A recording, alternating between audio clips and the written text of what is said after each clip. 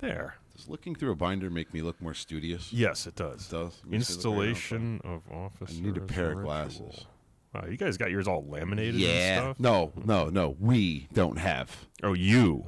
You have. Well, you can download it from Grandview. I know. Right? But I'm just saying, I put it in Some nice people little, can. So nice little binder things, even highlighted. Oh, you got to highlight it. So Yeah, because it's yours. Fucking play. And you do the installing master part. Okay. Hello and welcome to the Freemasons Podcast with your hosts, Right Worshipful Brother, George Marjorie. And Worshipful Brother Ken. Switch that shit to the other screen, please. Which screen? The YouTube Oh, one, yeah. so we can see what people got to say. Yes. No, it doesn't. Josh It doesn't make me look studious. Oh, that's what. Okay, Yeah. educated. Yeah. It does. For school.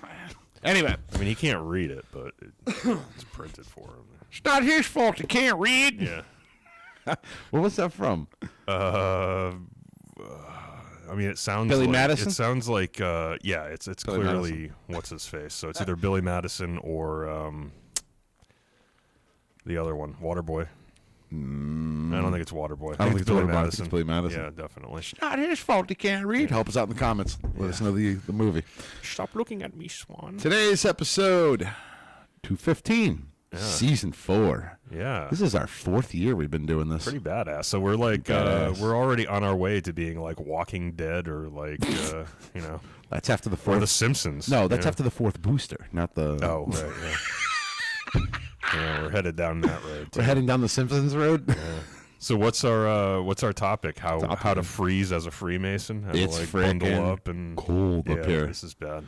Yeah, it's pretty cold up here. Ken wore his son's T-shirt today. Yeah, that was stupid of me. It's actually a podcast T-shirt, but it's very thin. It's nice in the summertime. But... Joseph Schultz, 28 in dog years. Yeah. Yeah, so we're on 4th year doing this. Yeah, which is kind of amazing. 4th year? 4th year, baby. Has it really been 4? Yep. Let's see. What the hell's today's date? It's got to be 3. Nope. It's 4. Jesus. Yep.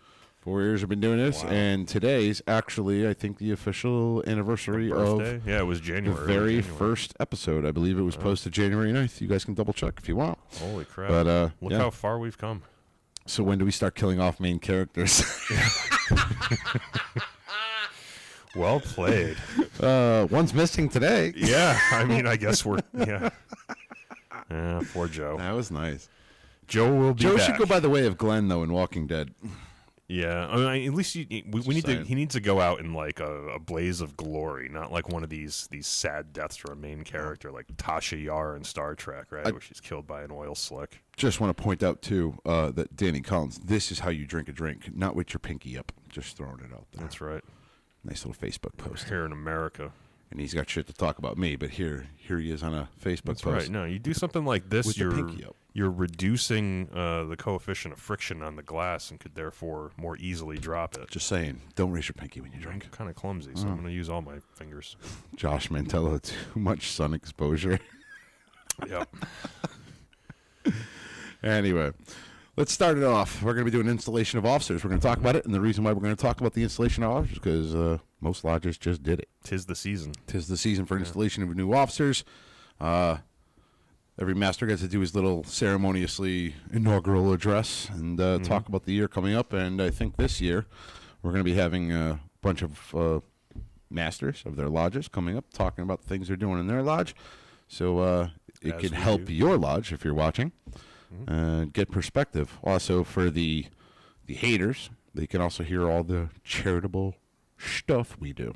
I say stuff with a S-H-T-U-F-F. But first, Kenny. Instagrams? Do it. I still don't think I can log in. Oh, you can't log in? All right, move right along. If you're a new subscriber to YouTube, Instagram, or Facebook, or Twitter, thank you. Yes, we appreciate your patronage. Yes. Ken, why don't you lead that one? All right. Brother, right hand, 2 arms. 2 arms. Ready. Ready. Aim. Aim. Fire good fire. Fire all. That's good shit right there. there. Oh, yeah, it is. It's together, brother.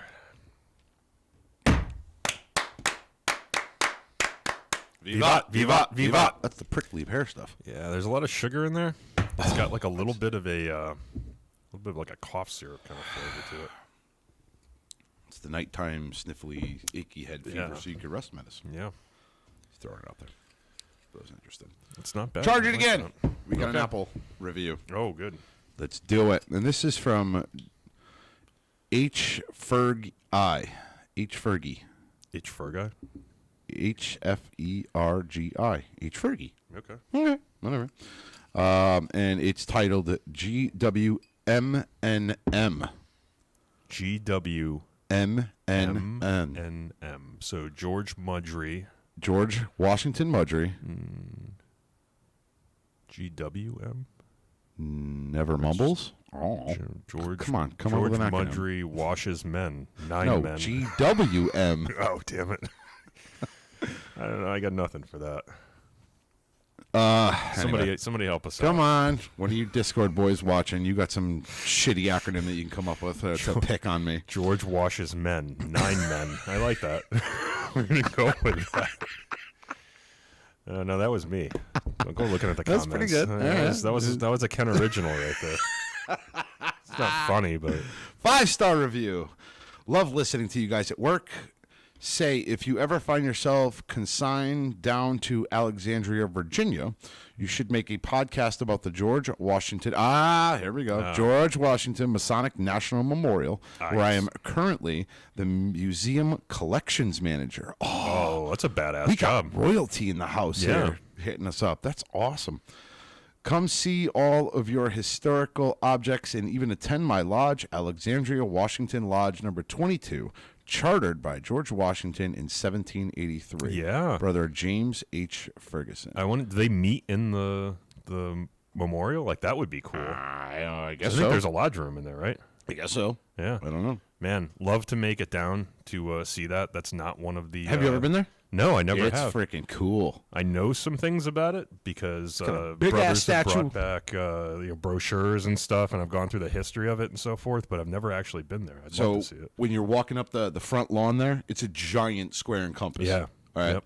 You go inside, and the first thing you see is a giant statue, bronze statue of George Washington.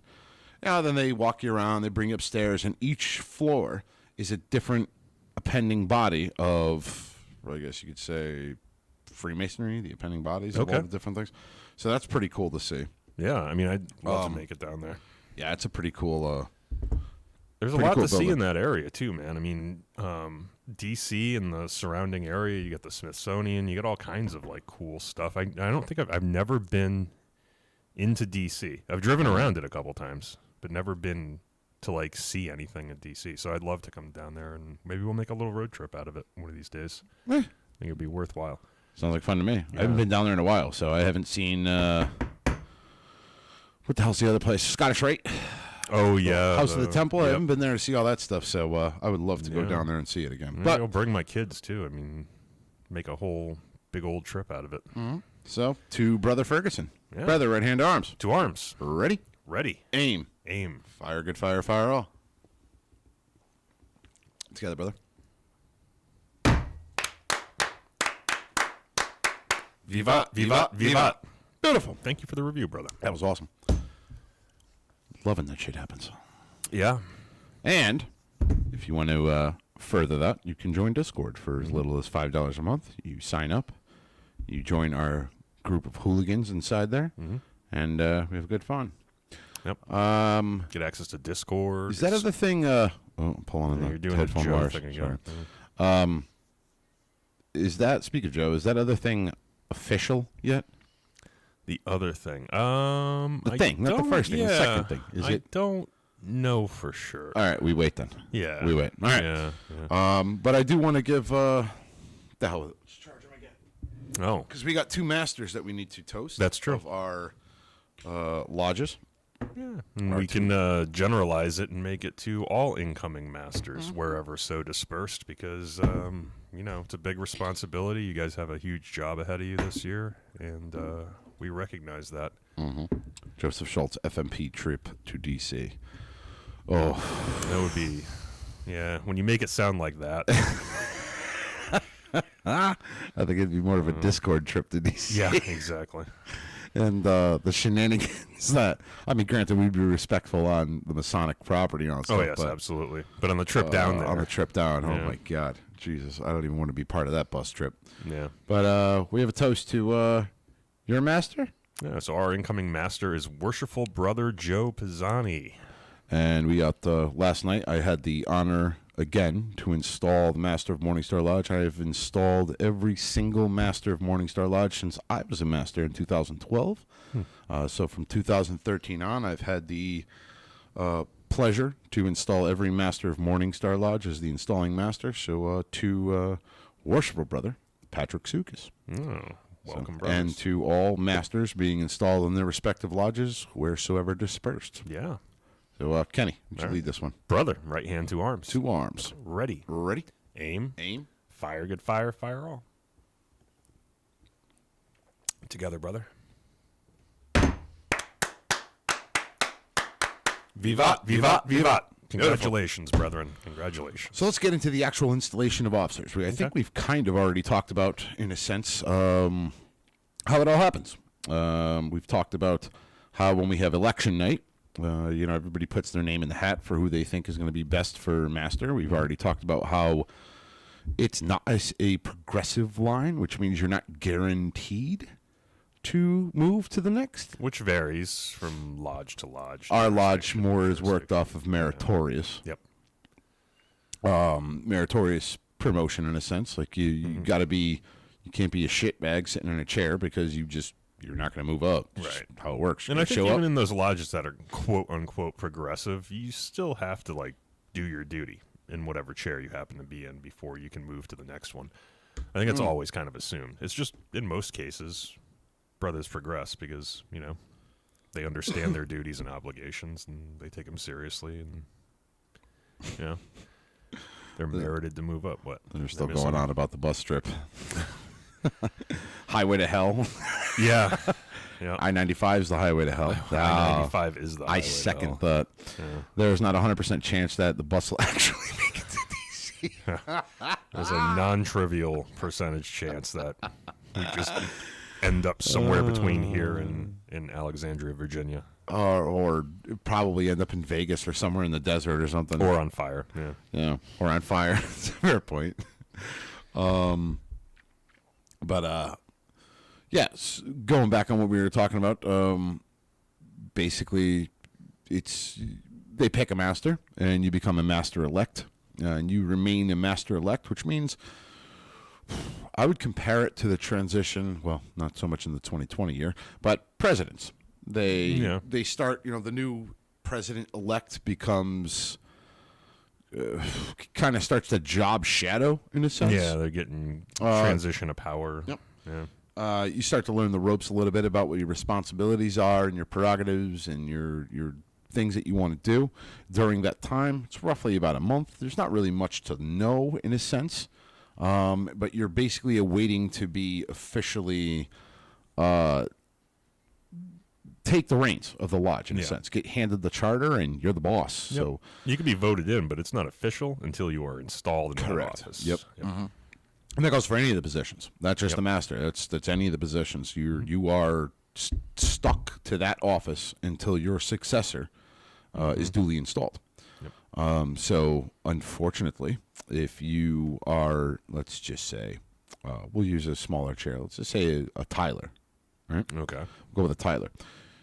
If the Tyler does not show up for his installation and then decides to just ghost the rest of the year, guess what? You're not Tyler. You're not Tyler. You were never or if that Tyler gets bumped up to the next chair, I wonder how that works. Well, in some, I think in some jurisdictions, the Tyler is part of the line of officers, if you will. Mm-hmm. In our lodge, I know that's not the case. Like it's usually a past master or anybody who gets appointed to that job, and it's usually multi-year. You tend to get, unless you say, I'd like to resign from the position, you're kind of voted in year over year. Yeah, true point, because that's an appointed position. So at any moment in time, the master could be like, "Yeah, never mind. This guy didn't show up. He's leaving the lodge." So correct. Yeah, it's not voted on here. It's in not. the US. You can be switched on. But what about the elected offices? Let's just say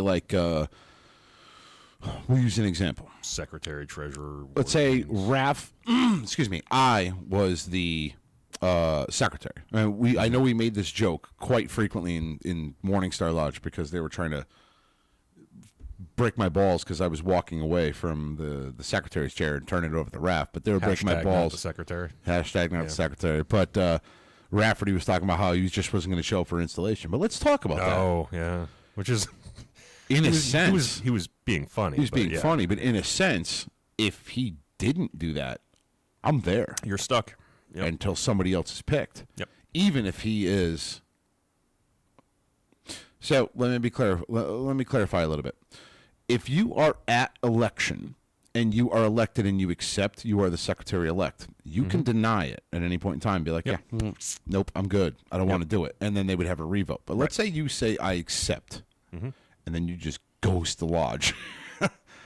So if the person who accepted the position ghosts the lodge is what you're saying? The person who accepted the position to replace me, Raph, yes, accepted it, but then just decided to ghost it, not come back. Okay. I'm technically stuck there. You are, I mean, if he was not installed, you are stuck there until they revote. So let's talk about this conundrum. What if I was getting elected to another position, let's say Senior Warden? Oh, okay. Now you're kind of screwed, right? Because now you can't technically install me as Senior Warden. Right. The previous warden would have to stay in that position until their replacement is installed, which would be you. You want to talk about a freaking train wreck? Up. Yeah, you want to talk about a train wreck? Yeah, we've never had that happen in our lodge. But that's a good point. That could, that could be a hell of a problem. Worship Brother Joseph Schultz. Can someone stand in at an installation if you can't make it? That is a big fat negative. No, I mean you can pro tem from that point forward, but nobody can stand in your place to say yes. Ken accepts being Senior Warden, right? Yeah, and I got the installation of officers book here, and this is by the way, I just want to say this is a public ceremony, if the master so chooses it. The general public, it can be. Yeah, it can be. According the general to public can show up to installation of officers. Yep. You know, you usually have your wife and girlfriend if they get along. It's not a secret ritual. Friends, family, they all show up. You know, it's done during refreshment. Yeah, it's done during refreshment. Open lodge, we go to refreshment, then we bring the guests. If you have a public installation, hey, what's going on, Oscar? If you have a public installation, technically speaking, John Q. Public from down the road can be like, hey, I want to check it out, and walk up the stairs and come watch it. Yeah, if it's open to the public. If the master so chooses, Yep. Yeah. Nothing wrong with it. Semi-public would be just families, and then private would be solely Masons. That's it. Yep. But anyway, getting back into what I was saying, like you do have to take an oath. You have to take an obligation. Correct. And I'm going to read it in this book about what your obligation is. Yep. And that's why you have to be, quote, installed in order to be in that position, because you have to be kind of like given that legally binding contract as to what your responsibilities are. Correct. It's just how the lodge works. Joseph Schultz, in Delaware, you can install a stand-in person. A stand-in if the person is sick. Yeah. Oh, wow. That's interesting. But how does that work, though? Again, I get it. Every ritual for different things in different states. Every ritual is different. So, but in our ritual, which is I'm going to breeze through. I'm not going to read the whole thing, beginning to end, but I'm going to kind of abridge it a little bit. There's an obligation. Mm-hmm. The master has to take an obligation, and then so do the officers. Yeah, and there's nothing inherent in that.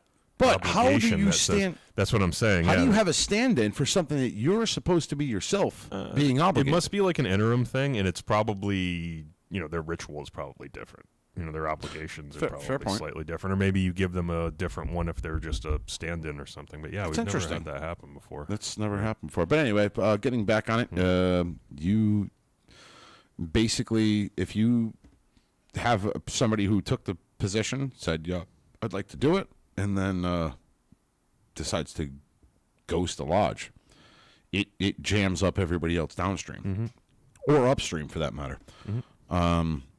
So yeah, don't be that douche. Yeah.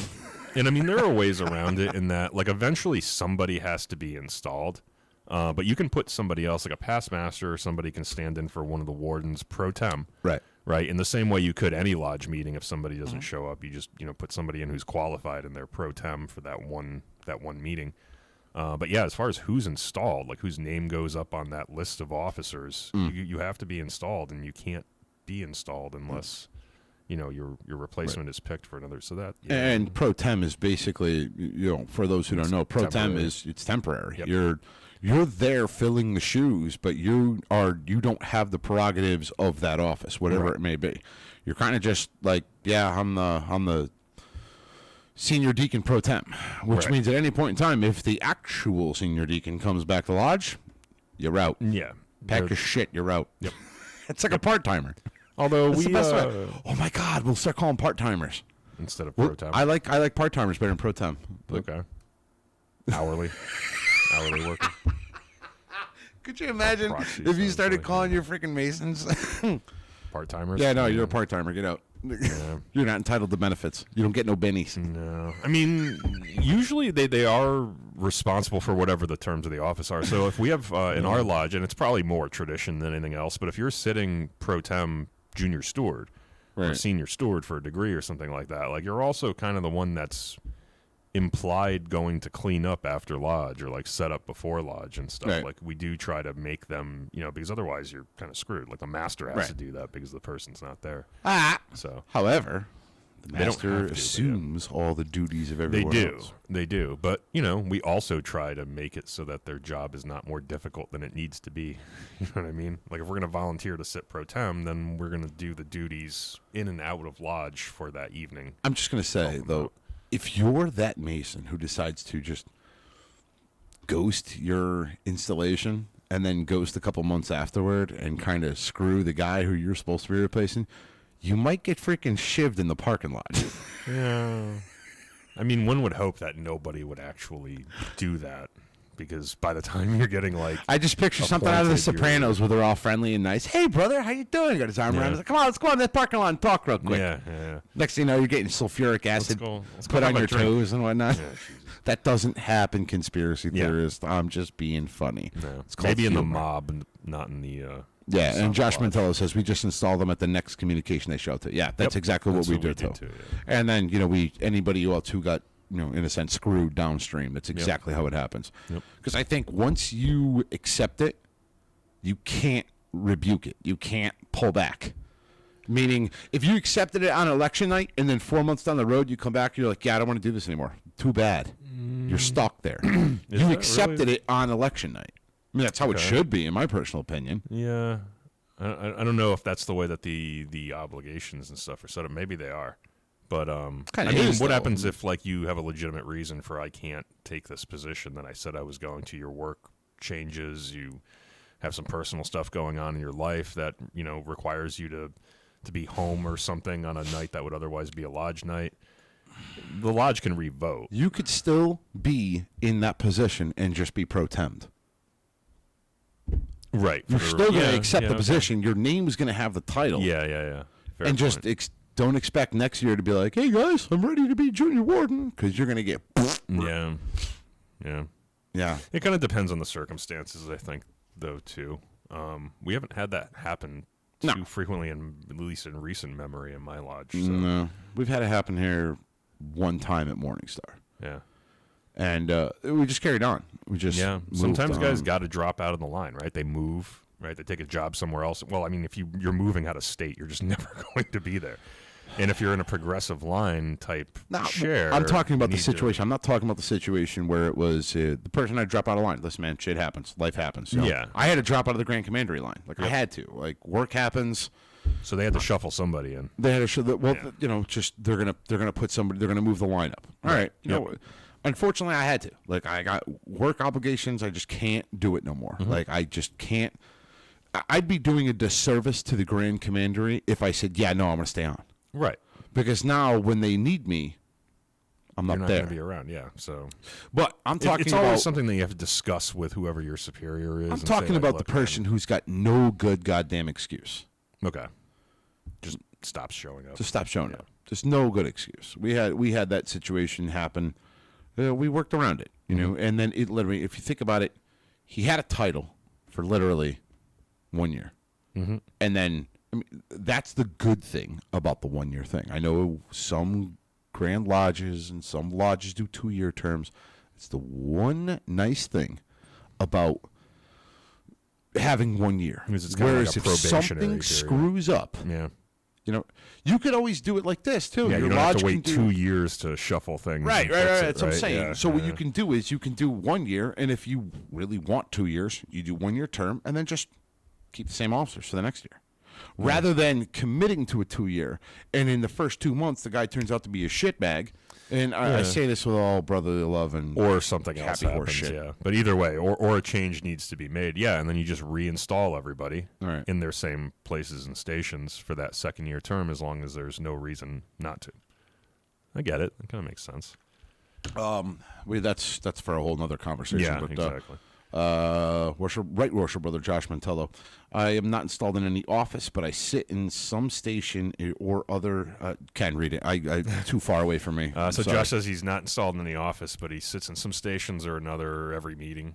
So people are pro-temming him because somebody can't show up, and he's the guy who always wants to help out, which is awesome.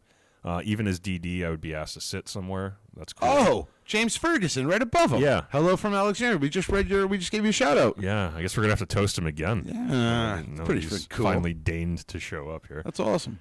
But yeah, Josh says always an empty chair somewhere in lodge, and that happens, right? It's awesome to be the brother that's always kind of active in the lodge and being on the sideline and knows all of the chairs and can be subbed in at any point.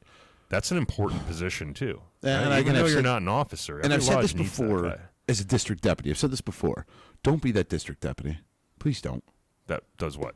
That basically they ask you. I'll give you an example. There was one lodge I went to that was like, "Hey man, hey right worshipful, I really hate to ask you this. Would you mind sitting as our senior warden? We don't have a senior warden for tonight." Were you on an official fraternal visit or I was an on an inspection? official fraternal visit, not an inspection. Okay. Just it's not well, it's considered official, but not official. It's the one that's not the inspection, but you still have to show up. Yeah, it's a fraternal visit. Yeah. And you'd rather not have to do anything outside of your normal not DD necessarily. duties. I was absolutely opposite. I loved when they asked me. Okay. Because it made me feel that as a district deputy, I'm actually doing like something. you were important. Yeah, I'm doing something. Yeah, you're contributing. I'm actually to the contributing lodge. and helping my lodges. I'm not that shitbag who sat up there and and I want to be received and sit in the east. Don't be that dude. And find somebody who can sit in that warden's chair, damn it. Yeah, you don't want to be that First guy. off, number one, that master right now is already embarrassed that he even has to ask you to do that. And he you're feels like making him- shit that like his lodge couldn't produce a guy to sit in that chair and the district deputy just enjoy the meeting. So he's already embarrassed. 1. 2, you don't want to go into a lodge as a district deputy and act like you're better than them. Yeah. When we're all dead, we're all buried in white. Yeah, and really, you're never don't supposed be to that act dude. like you're better. We're all Masons, so you're supposed to. Your job is to support those lodges. Correct. And if the way to support the lodge at that particular point is to sit in a chair, and you're capable of doing it, then man, just do it. So, James Ferguson, if you're Brother James Ferguson, if you're still watching, Brother Ken had a question here. Worship Brother Ken had a question here about your lodge room. Is it in the Washington Masonic monument? Yeah. Or is it a separate lodge building? If you can ask that in the questions, we'd appreciate it. Yeah. But let's get into this installation of officers thing. Again, this is a public thing, so this is nothing that's I'm not breaking secrets. secrets or anything like that. And it is going to differ from jurisdiction. It is going to differ. This is ours, but basically, the ceremony of installation. The very first thing that we do is, at least in our lodge, I don't know how it is in your lodge, is when we go to refreshment, all the guests are allowed to come into the lodge. Yep. And or public, John Q. Public, whoever, come in the lodge. They sit down on the sides. We just tell them have a seat. We introduce. This is the 2021 officers. Right? Because we're in 2022. It's 2022 now. Yeah. So we introduce that these are the 2021 officers, and what I typically do is I'll have the warden stand up first, and they have them stand on either side of the door, and then I'll call up secretary and treasurer. Then I'll call up senior deacon, junior deacon, and so you basically have a procession walking on either side of the door. So you got 2 columns on either side of the door, and then I'll have the installing marshal, who so you have the installing master, who's the guy who does all the reading. And then you have the installing marshal, who's the guy who does all the conducting around the lodge of all the officers. Yep. I'll have the installing marshal, lock arms with the master and walk him off of the east and through the doors and out of his lodge, which usually happens under a round of applause. Yep. and all the officers file out. At that point, what you're going to see is all outside the door, all of them line up according to rank, which means highest to lowest. Whatever their new chair is going to be. The other thing that's kind of funny is we all have on our name tags. We have everybody has to slide. Everybody's sliding out, right? And then it's like, where's the senior ward? Who's the senior ward? Like, who took the senior warden plate? Oh, that and then son of a bitch ain't here! God damn it! And like people are jingling keys, like switching their keys around. It's like, guys, you don't have to do that now. We can do that downstairs after, like. But it's funny, like when you get the one dude who didn't show up, so now he's at home right now with the slider. Yeah. So now you get the one brother who's all tweaked because he doesn't have a slider on there. Not tweaked, but you know what I mean. Like, it's like, God damn it! I gotta get my slider. Somebody forgot their jewel or something. So it's there's a little bit of chaos. Well, all of our jewels stay in house, so it's right. Everybody's are supposed to, but they are. There's always somebody. In a sense, they're family jewels. You go, because we are one big family. So we do something pretty much exactly what you just said. Outside of the marshal actually retires all the officers. Okay. So he walks around, gathers everyone. They all follow him and make 2 columns, and then it's the same as what you said. Very cool. Masters conducted out and so forth. But yeah. So what happens from there is basically the master is at the end of the line outside the door. So he's the last one to come in. But the senior warden, junior warden, and right behind where the I wish we had a picture of this so I could show like what the layout of a lodge is. But the senior warden who sits on one end of the room with the altar in between, there's a bunch of chairs lined up there. Yep. And what all the officers do is they come in and they, the higher rank chairs are in the front closest to the altar, and behind them is the appointed officers, if you will. Yep. So there's 2 columns of chairs in between the senior warden and the altar, and they all sit down. And then I basically tell the marshal, present the worship master elect.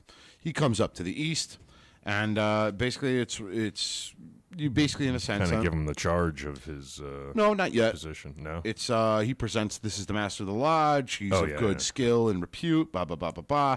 You have him face the west. So now that master is looking at all of his soon-to-be subordinate officers, which is a poignant moment, if I recall that. Man, I turn around and like everybody's looking at you, you're like, oh shit. So here's the kicker, right? And I love this part of the ritual, and I'll tell you why. Because I'm going to read it actually verbatim, word for word in Connecticut here, and you can kind of understand. So you have to picture this on your head. You got the master looking at all of his subordinate officers, sweating profusely. It says, "Brethren, you behold before you." Brother, and then you recite the master's name, who has been elected to serve as serve this lodge as master for the ensuing year, and who now declares himself ready for installation. And this is my favorite part. If any of you have any reason to urge why he should not be installed, you will make it known now, or else forever hold your peace. The smiles and the snickers that start at that point are freaking hilarious, because everybody's thinking it like to break his balls, but it's a serious. Like the one guy that always votes no on bills and stuff. He's the same guy that's like, it's a serious. It is, thing. So you don't want to be the one to stand up and be the ass, but everybody's thinking in their head like, and the master's sitting there going, who the hell is it going to be? Who's it going to be? Who's it going to be? Someone's going to break my balls here. So in our lodge, we always have the same installing master, and it's Worshipful Brother Danny, who's been on the show before. It's his father. And the way that he reads that, or he doesn't read it, it's all memorized, obviously, but he says, or forever hold your peace. Hearing none, I shall now install you. Right? So he like does it really quick so that nobody has a chance to screw it up. See, I like the that pause. Always makes you smile a little bit. And I like to pause because what I do is I actually pause and then I look at the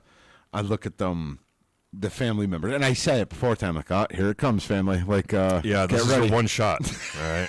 If you want to see this guy at all over the course of the next year, you can just raise your hand and say, objection. Right. So then after that, once nobody says anything, we bring him over to the west. He kneels at the altar.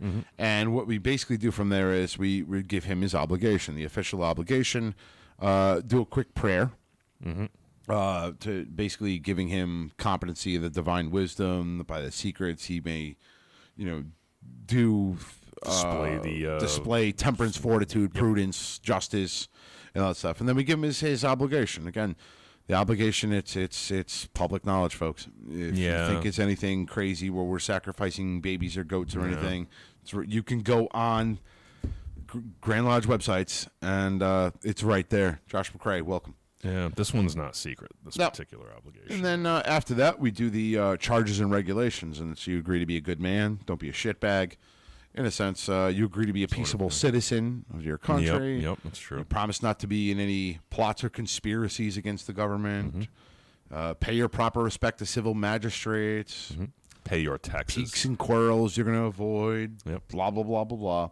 And then you invest in the jewel, and it goes down, and it's cool because all Masons tend to know what the jewel means, the square, the compasses, the holy writings. Yeah, but the public does not.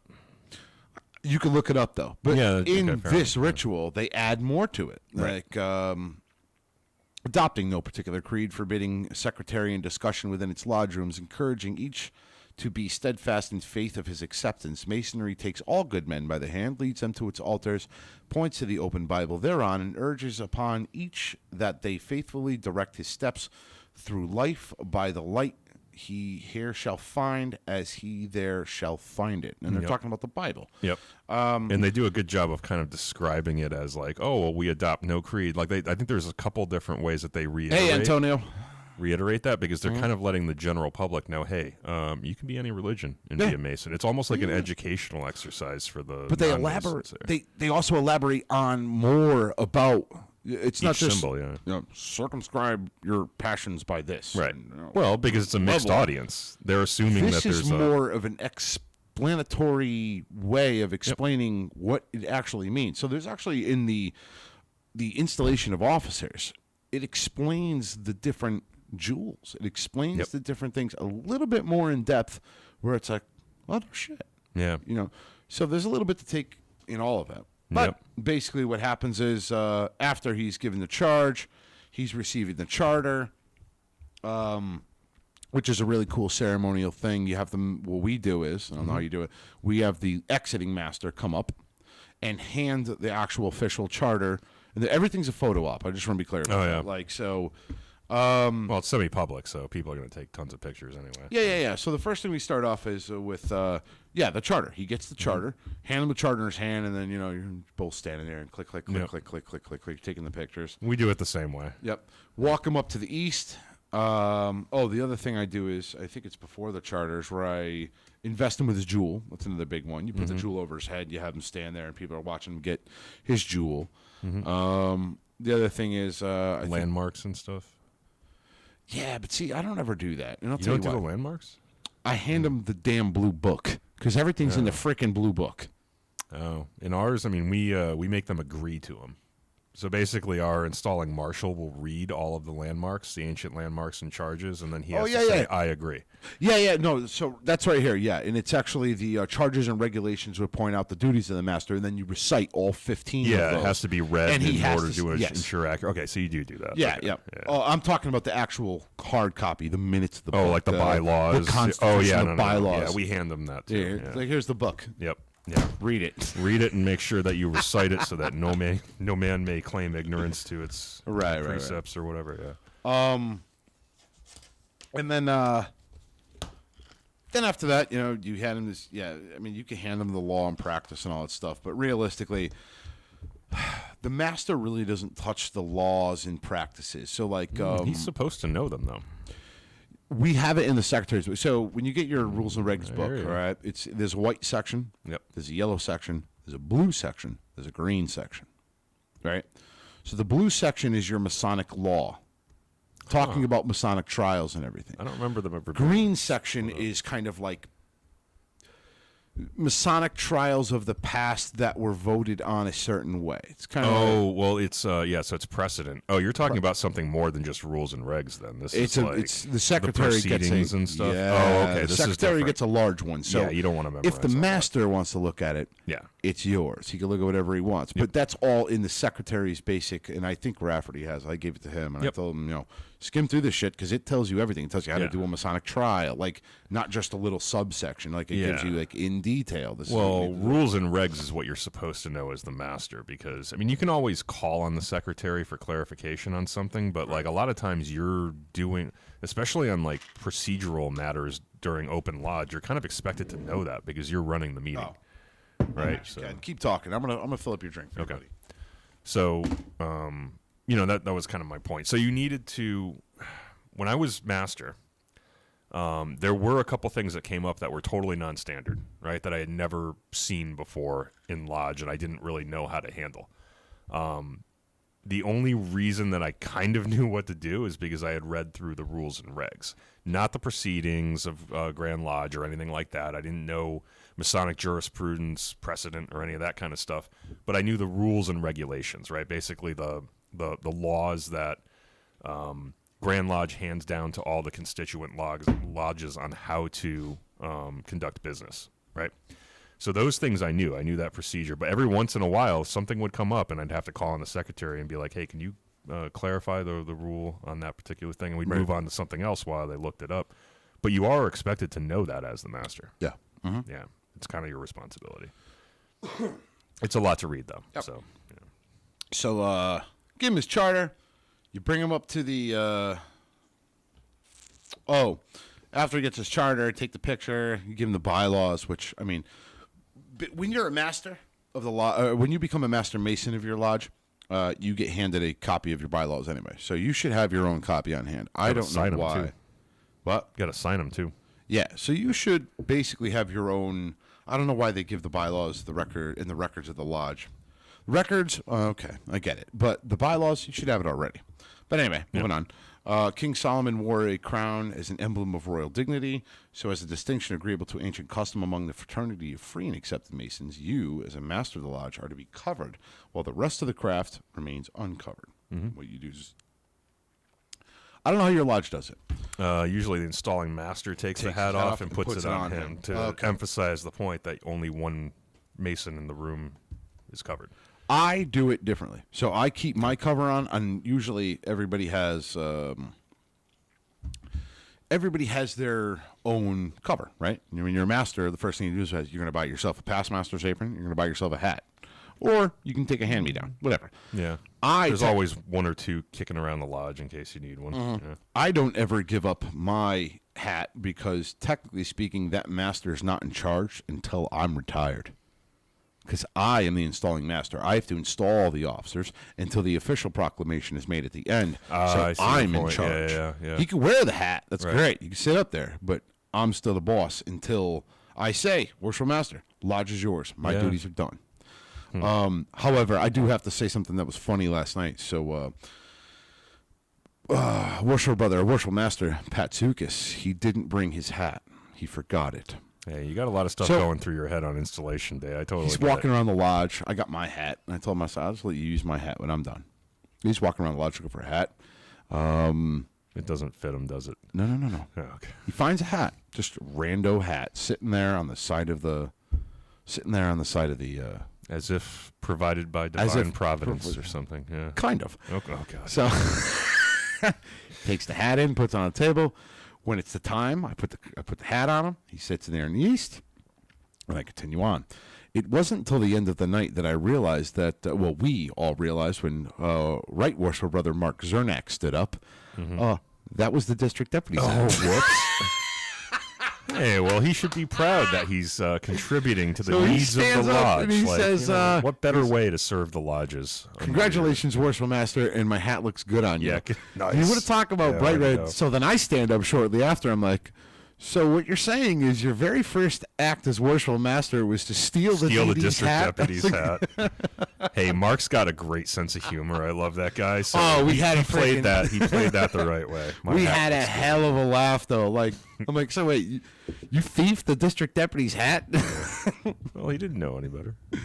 It's like God put it there for him because he forgot his. So I said, with reverence, I humbly bow. Yeah. Yep. It's pretty funny. But anyway, That's Master awesome. gets his hat put on. He gets escorted to the east. Tell him to sit. Well, everybody takes pictures of him sitting in the big oriental chair. Blah, blah, blah. We continue on. At that point, I tell all of the officers to stand up, and I basically tell them to stand up, and here's your official obligation. Very similar. What the hell is going on outside? You hear that? There are a lot of sirens, yeah. Sounds like a fire truck. Damn. Yeah. So anyway, basically they take their obligation, which is to promise that they'll serve the lodge for the term of elected or appointed, and don't screw up, in a sense. The wardens. I mean, I'm paraphrasing. Right. Yeah. No, because again, I'm not keeping secrets. This is like, if we read the entire thing, it would take us well over an hour. 5 pages of this, so I'm not going to go through it all. Yep. But then you call it the Senior Warden. Same thing. You give him the jewel of his office. You explain to him what his duties are. You tell him what his job is. You explain to him what the ritual, or the jewel on his, what it stands for. You know, this is what it is. You know, and then you conduct him to his chair, and then you go right down the line. You, the junior warden, treasurer, secretary. Here's a funny one though. Worshipful Brother Earl showed up last night. And for those who don't know, Worshipful Brother Earl Ebert, I've talked about him before. He had a bad kicker. Did we years ago? Him? We didn't. I don't believe we did. I remember if we interviewed him. No, okay. But he had a bad ticker. Yep. He ended up having a heart attack. You remember we talked about that, all that stuff. He's doing great now. He has a heart transplant. Okay. Oh, good. He had one already? He had a heart transplant. Oh, good. Okay. He came to lodge. He walked up the stairs all on his own. Beautiful. And when we're obligating, the first thing we always tell you is come to the Sign of Fidelity, where you place your hand over your heart, to which, and I had said, please place your hand over your right heart to take your official obligation, which he leaned over to Rafferty, and he said... mine's over here now. He goes, but this one ain't mine. Oh, nice. Yeah, that's... He goes, what if it doesn't belong to you? Because he had a heart transplant. So. That's a valid question. It's a pretty good one. Yeah. It's yours now. If you're using it, it's yours. You touched it, you bought it. Let's see here. Adapt forward positive momentum. Nice. Like it. Came here from... better choice. Great came here from woke TikTok videos. This was clearly the better choice. Well, welcome. Welcome. Glad we could accommodate. Yeah. Yeah, the entire town is burning down right now. Jesus. It's only when we're recording that this kind of stuff happens. The 4th COVID booster. It's probably freaking... No. I'm telling you, it's Walking Dead out there right now. And of course, I left the freaking piece in the car. Dude, I'd be trying to eat your brains right now if it were Walking Dead because of COVID boosters, all right? You're fine. Get the goddamn shot.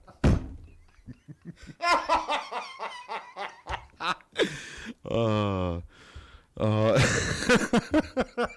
was freaking perfect. Sorry. So anyway, treasurer gets installed, then the secretary gets installed, and I always get pleasure of putting that jewel over Raph's neck because I had it for so long. Yeah, it's always fun when everybody's taller than you and you have to invest them with a jewel. Isn't that fun for you? Yeah. You have to like stand up on a stool to invest them. Yeah, but see, I'm used to it though. I just throw it up there. Oh, okay. It's like a ring toss. That's like a ring toss. Yeah, exactly right. It's like ring toss. All right. Because everybody in the lodge is taller than me, so yeah. Which is crazy though, because let's be honest, I'm not that short. I'm like 5'7". I'm like, would you say average height? Yeah, 5'7", 5'8", I guess is. I'm about average height. I'm not the tallest guy, but I'm not actually a freaking dwarf. Like, you know what I mean? Okay. Yeah, it's the running joke. But my point is, everybody else in the lodge is actually taller than me, with the exception of like 1 or 2. Which is rare, right? Because you're like 50th percentile, so at least half of the guys in lodge should be the same height or shorter than you. But apparently that's not the case. Apparently everybody in Morningstar Lodge eats their Wheaties, except for George. Drinking the frickin' Valley water from the that's what it is, yeah. Or the milk in the 80s and 90s that had all the HGH in it, right? Made us all tall and strong and handsome. Larry off the grid. Larry off the grid. Guys got installed his chaplain last night. Oh, congratulations. Congrats. That's important awesome. Office. Very important. It's my personal, if I was to pick a chair, it's my favorite. Yeah, chaplain. Advising the master is like a difficult job. And you know what? It's not as easy to prompt people during ritual as everyone thinks. Right? To do it right takes practice, and you have to know your audience. You have to know who you're prompting, and you have to know the master and what you can help them on and what you can just keep your mouth shut, and they're going to figure it out on their own. It's difficult, man. It's not a simple job. I personally love that chair, and I think, and this is just my opinion, and again, I don't know. Every lodge does it different, but I always like the idea of a past master being a chaplain. Yeah. And the reason being is because if sometimes the master gets gummed up, doesn't know how to handle it, they're sitting right there. Yeah. Let's just say, for shits and giggles, lodge gets unruly. There's a bad argument, I mean, it's an intimidating thing to be sitting up there while all hell is breaking loose. But if you've been up there if you've got somebody up there before who's maybe not, but he can, even if he's never dealt with this situation, he'd be like, drop the gavel. Yeah, you can just lean over it where he's cool-headed because he's not technically the head honcho. He could kind of snap you out of that moment and be like, wrap the gavel. Shut this shit down right now. Yep. And it a lot of lodges will refocus that master, be like, oh, shit, he's right. I got the gavel. Yep, it's an important job. A lot of lodges, it's the immediate past master that sits in that chair. So love that chair. Yeah, I mean, it's great as you were up there in the East the entire year. It's fresh in your mind, right? But you're not the center of attention. You're not the spotlight anymore, and you can advise that master. I think it's a great job. And you have a part in every degree. Yep. You got a part. It's small. You get to read out of the book. You lead the devotional exercises of the lodge. It's great. It's a great chair. I love it. Congratulations, really Larry. That's an awesome chair. Yep. So then the stewards get installed. Same thing. What they do is they put the jewel on them, and the stewards and the deacons, they get the rod, which it's their conducting rods when they're doing the thing. Chaplain gets installed. Marshal gets installed. Marshal he gets his little baton or whatever the hell it's called. What is it called? It's the baton. It is a baton? Yeah. Right. Yep. He's more prevalent in Masonic funerals as well as Master Mason degree. Yep. But other than that, Marshal's a pretty kosher chair. Yeah, in our lodge, one of the things that they used to do, and I don't think we do it so much anymore because one of the brothers from outside our lodge who became an affiliated member is now the marshal, and I think they did it differently in their lodge. But we used to do it so that if the secretary had something on his desk, like a bill or something that needed to be paid, the marshal would walk over, retrieve it from the secretary, and walk it up to the master because our lodge room's kind of wide, right? Yeah. So it was just kind of like an additional duty of the marshal. Worshipful Brother Joseph Schultz. I met George when he was knee-high. He's still knee-high. Listen, Lenny from Mice and Men, it's not my fault you were freaking tall as shit. Yeah. That's all right. So, we're freaks, Joe. We're freaks. Organist. Organist is a... Some lodges have an organist. I mean, the ritual's there to be an organist. We have one this year. I like lodges with organists. Yeah. Only because it's nice to have that ceremony of music. I wish we had an organist. Worshipful Brother Donnie Wisman's coming back as our organist this year. Very nice. Yeah, it's going to be awesome. I would love for somebody to be able to do that in our lodge. That would be really cool. I think... I can't play any kind of instrument like that with sausage fingers. What I always wanted to do in our lodge, and I thought it would be cool, you can actually get Masonic music off of Apple. There is Masonic procession music on Apple. There are a few that we know by heart, right? I would love to put... No, I'm not talking about that one. I'm talking about actual just like there's... Just random things for different parts of the degree. We played it on the... different parts of the meeting night. Okay. For each degree. There's always... Oh, Jesus Christ. I'm proud. I'm just proud that George is reading something without a centerfold. Wow, Joe's on fire tonight. Oh, you son of a bitch. All right. Worshipful sir. And I don't read those. No, there's no reading about it. I'm all about picture books. And crayons. Those are my only books I read. Sniffing them, eating them. Eat shit. I read this one over here. Drawing with them. Not well, but yeah. I read the Book of Enki. I mean, I try to, but I read it. Yeah. But anyway, what I would like to do in this lodge is I would like to get those little speakers and stick them in four corners of the room, hook them to Bluetooth, and play music prior to lodge. Too. Yeah. You know, the problem is now you need somebody to still sit there and time the music as you're going through the degree. You need a DJ. Like, you can't play the circumambulation until the circumambulation happens. You can't just let the record run, is what I'm saying. Circumambulation. You missed like two syllables in there.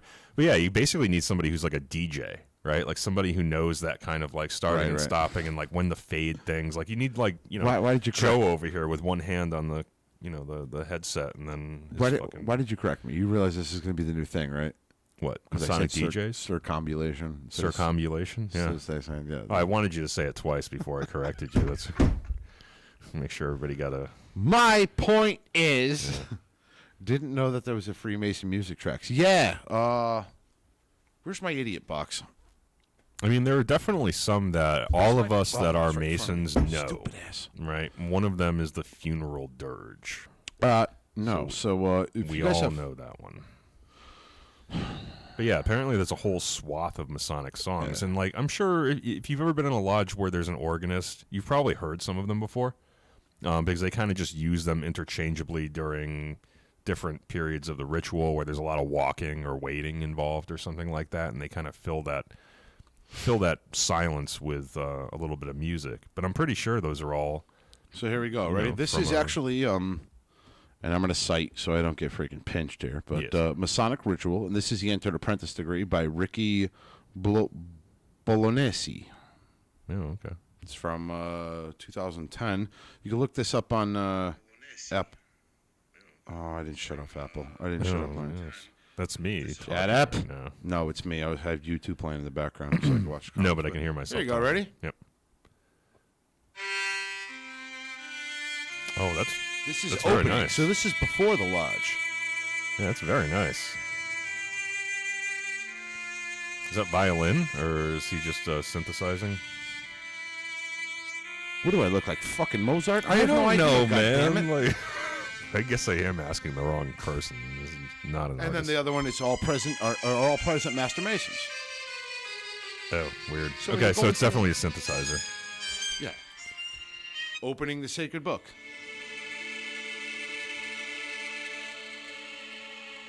Okay, I like that. Kind of dig it. And I'm not saying that you have to do this, you know. I mean, but, we could probably find a way. I mean, we're smart men. We could probably find a way to set up that timing, automate it somehow, so that at each kind of part of the degree, whoever happens to always be at their post, let's say a secretary or warden, can just hit like the next button in a sequence, and it can play that, right? And then maybe you hit the same button again to stop it if like that particular sequence is over or something. We could probably work something like that out. Mm-hmm. Hold on. We could build a machine to do somebody this. Wrote something in the comments. Well, we got those up over here. No. Now we're talking about the Cyrillic. I'm trying to see what we have a Russian person on there. I'm trying to see what the Vun means. Well, it doesn't necessarily mean they're Russian. They could be Ukrainian. They could Listen, be, God damn it, I'm working here. There are several languages out there that use the Cyrillic alphabet. Daniel Mound does. Yeah, so, I mean... Because YouTube doesn't have a fucking translation button. Yes.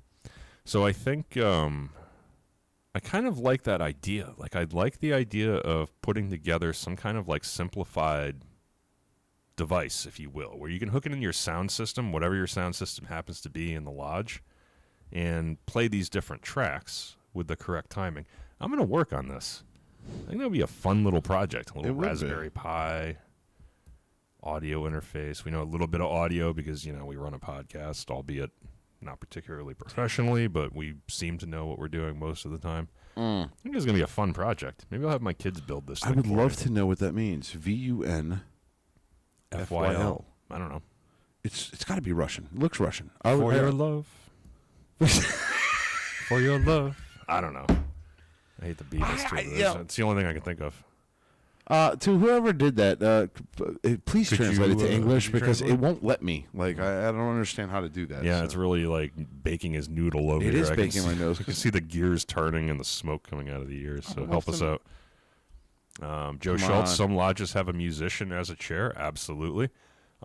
We have one called the organist. It doesn't have to be an organist. It could be you could play any instrument. If you could do all those different songs with violin, hey, more power to you. A lot of lodges around here up in the Northeast, just because, you know, we're in that kind of puritanical area of the country, they tend to have pianos or, you know, at the very least organs, right? A lot of the purpose-built Masonic buildings, if you go into their lodge rooms, they have organs built into the architecture of the room, which is a really cool thing to see. But it does take a very specialized musician to play those instruments. They are not easy. There are only a few people that I know in my lodge or in our temple building, so in the two lodges that occupy them, that are capable of playing those things. And most of them, you know, happen to play them for churches or something like that. It's the other place that you find in New England is in a church, large church. I can't translate. Lunatic. George is going to glitch about the lack of translation. But you're goddamn right I am. I'm going to write a fucking complaint right now to YouTube. Like, usually he doesn't get this I want to know what the hell that means. I thought one of your New Year's resolutions was you weren't going to feed the trolls anymore. I don't know what he's saying. Maybe he's saying, Love it. Thank you. From Russia. That's fucking awesome. I'd love to like give him a shout and say, hey, it's great to meet you. From Russia with love. From Russia with love. We'll just go with that unless he tells us something else. Until we get an actual translation. We're Shut up. That's what it means. So anyway, after Tyler gets installed, then you give the charges to the master. Call up the officers. You give this is my favorite. I'm going to do this one. I want to read this one, and then we'll probably start to shut this down. But it calls up the officers. You give them their charge, which is basically you charge to the master, which is, in a sense, I'm going to abridge this, but you're basically telling them, don't screw up. This is what you're in charge of. This is what you're supposed to do. This is how you're supposed to act. Do it. You have a lot of responsibilities. Mm-hmm. Yeah. To the other officers, you're saying, listen, don't fool around. Like the masters, you have to submit to him. This is, you are his subordinate. And you have to support him. Yeah. That's pretty integral to a lot of the charges of the subordinate officers is, look, this guy has a difficult job. You are here to help him. That's basically the gist, which is important. So then the last one is you call up 3 knocks, call up the brethren. Yep. I love this one. And I'm going to read this one because I think this one is the most important of all Masons to understand. Mm-hmm. And I want to be clear. There are a lot of people, Masons, we have egos as well. Yeah. It's just part of the human condition. Yep. You have an ego. Yep. There are Masons who get pissed off that they didn't get picked as an officer and or master or anything else like that. So this, in our ritual for the installation of officers, is my favorite. So I'm going to read it. Such is the nature of our constitutions that this mic's in my way, sorry. Such is the nature of our constitutions that as some of necessity must rule and teach, others must learn to submit and obey. Mm-hmm. Humility in both is an essential duty. The officers whom you have chosen to govern your lodge are sufficiently conversant with the rules and propriety and the constitutions of Masonry to avoid exceeding the powers for which they are entrusted, and you are too generous natures to envy their preferment. What does that mean? So it basically means, look, some have to lead and some have to follow, right? In a lot of ways, you have to learn how to follow before you can learn how to lead, and that's how the progressive line tends to work. You're pretty subservient as a steward, and you get more and more responsibility as you go up through the chairs. But in any Masonic lodge, you have the brethren at large, right, who are, I mean, we're all on the level when you get down to it, but they're, you have leaders that you elected to run the lodge and to administrate the lodge, and you have to, be okay with the fact that you did that. So don't get buyer's remorse after the lodge duly elected a set of officers, and you have to have humility in both, right? So if you're elected to lead, you have to be humble in leadership and not exceed your powers. And if you weren't picked to lead, then you have to patiently submit to their authority, because that's what we're all expected to do. We're all expected to be civil as Masons. And this second line is also just saying that they're conversant in the rules and regulations, and they understand that the reason why they're being picked as officers is not to exceed the powers they've been given. Right. And you are entrusted to not envy their preferment. What does that mean? Envy them for becoming officers. Right.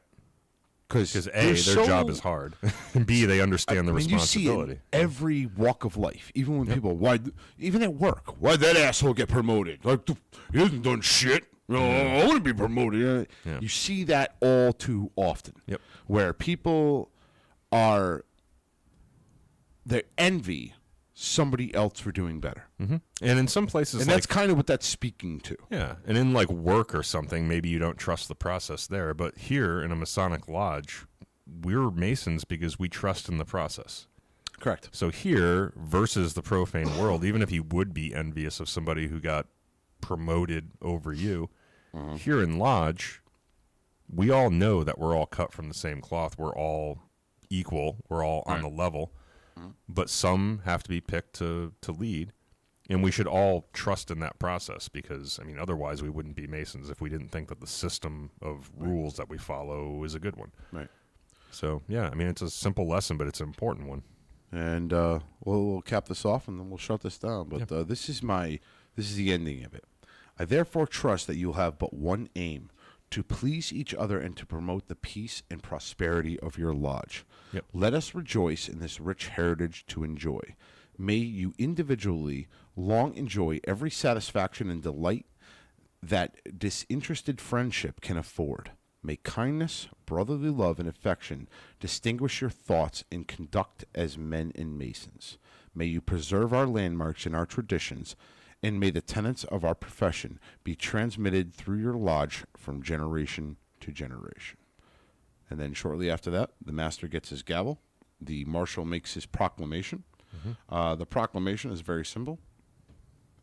He goes to the 3 main areas of the lodge, which we know are the west, east, and south. Yep. And he basically says that the officers have been installed. He bangs each gavel, and then the installing master says, "Okay, worshipful master, your lodge." And he's like, I remove it. So I'm in charge now. Yep. And that was the scariest thing when I was installed, was when the installing master was like, "Worshipful master," and like bows to you. Mm-hmm. The lodge is yours. My duties and obligations, and you relieve them of their duties. They sit down, and then you're like, what do I do now? I take my cover off, and I put it down, and I say, "Worshipful master, the lodge is now yours. The brethren are yours." So what happens is, I just give some advice to incoming masters. Mm-hmm. I basically tell them, be ready for that. Because the minute I'm done, you're on. Yeah. Yep.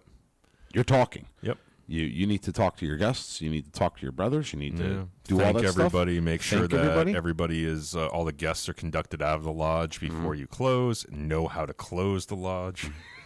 And after that, you escort them all out. All the non-Masons. You have to close your lodge. So make sure you know how to go back from... Yep. Well, I hope you would at this point. Go from refreshment back to labor. And then, if you were a warden for 2 years, you should have it down. If you got a Grand Lodge officer in the room, make sure he's the highest one is the last one to talk. Yep. Nobody speaks after him. Yep. That was the biggest thing that Morningstar guys got it, but there was a couple masters that we had that they didn't know that. They started, blah, blah, blah, blah, and I'm like, no. We're done. Shut it down. Well, the only thing, the master can speak after that, but it's only to close the lodge. Only to close the lodge. Ritual. That's what I mean. Not to make announcements and right. Yeah. Nope. The highest ranking Grand Lodge officer in the room gets the last word. Yep. That's it. If there's no Grand Lodge officers, say la vie. Do whatever the hell you want. But the Grand Lodge, the highest Grand Lodge officer, gets the last word in the room, and that's that. You shut that shit down from there. And that could be a district deputy. The only thing that I would do is, for me, what I do is, if there are guests in the house, you are not allowed to do grand honors. Right, that's correct. That's it has something to be that's a only hearty for round of applause. Yep. Grand honors. What I do is, I ask the worshipful master. Last night I sat as the senior warden because our senior warden couldn't make it. He'll be installed the next one. But I had said to the worshipful master, I said, permission to take control of your lodge. He granted it to me. Called up the lodge, stood him up, and that's when I... Oh, that was after he got all the... After all the guests were out of the room, we went back to labor. I did it. And then you issued him... I issued the grand honors, and then that was it. Yep. Make sure that's done before the highest Grand Lodge officer speaks, though. Don't do that shit afterwards. Yes. And you can't do grand honors in front of the general public. Negative. It is not allowed. Yep. So... And that's basically the installation of officers. And again, for non-Masons, you are welcome to come. If you find your local lodge that's got a trestle board that's open to the public where they talk about installation of officers, make sure it's public. You can show up. Come look at it. Watch it.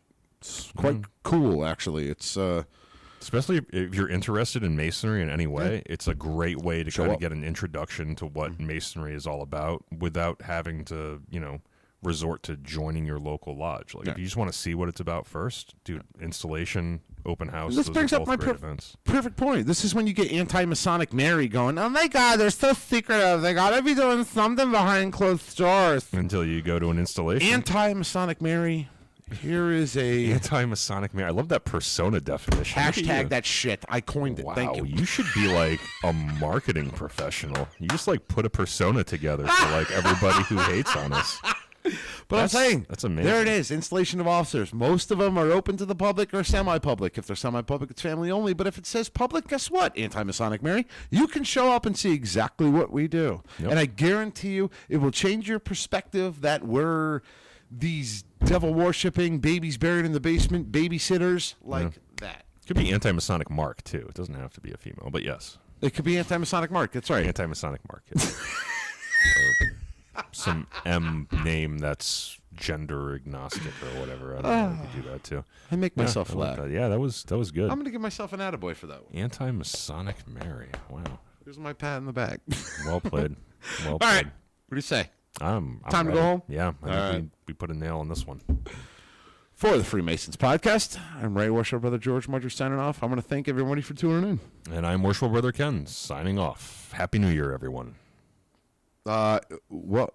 Hold on. We got one more. Josh McCrae, anti-Masonic Mary? ? Wasn't that sweet Lucinda? No. Sweet Lucinda is completely different. She is adorable, whereas anti-Masonic Mary stands for everything that we do not stand for. Josh. Lucinda had 3 of her husbands executed. It doesn't matter. It doesn't matter. Look at her picture, man. No, I don't want to look. She's got creep eyes. No, I know, but you you gotta look. You gotta look into the eyes. Shut this shit down. Have a great night,